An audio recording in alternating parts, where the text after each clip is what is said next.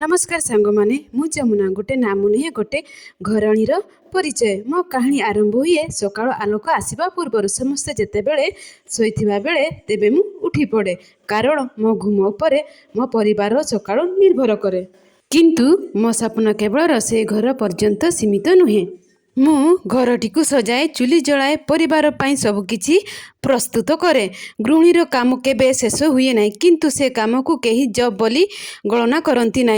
मु मानिछि गृहिणी हेबा गोटे गर्वर कथा किंतु एहार अर्थ नुहे जे से गृहिणी किछि करि पारिबे नाही। आजिर समय रे गोटे गृहिणी घर संभाली जब मध्य करि पारुछि।